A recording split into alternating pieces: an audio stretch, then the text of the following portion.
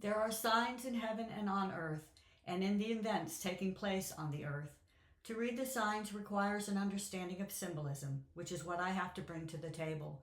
On the morning of September 12, 2001, I heard upon waking, "This is the opening of the sixth seal," which speaks of a great earthquake. A great metaphorical earthquake took place on September 11, 2001. Its purpose, to bring down the wall of false peace of which Ezekiel prophesied.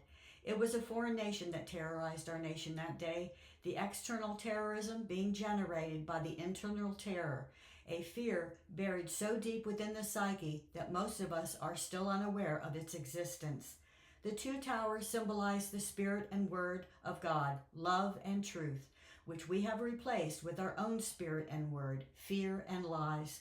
The two internal enemies of the mind, which the two external enemies of Israel at the time, Laden and Hussein, represent, Israel representing the mind.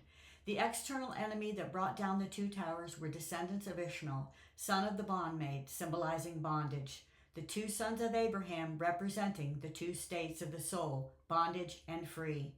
Islam was the nation chosen to represent bondage, which man is choosing, the sign being the recent surge in support of Islam and hatred toward Israel. We are in bondage to false beliefs, compromising our own spiritual protection, as the Pentagon was compromised on that day. If the people on Flight 93 had not risen up and prevented the fourth hijacked jet from hitting its target in the Capitol, symbolizing the heart, all hope would have been lost.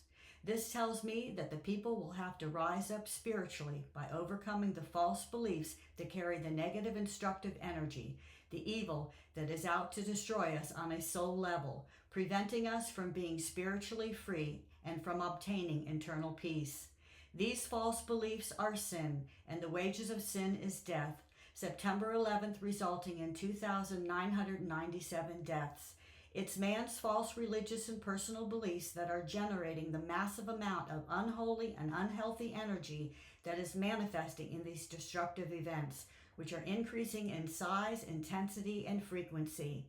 How much death and sickness must there be before we begin to question our beliefs?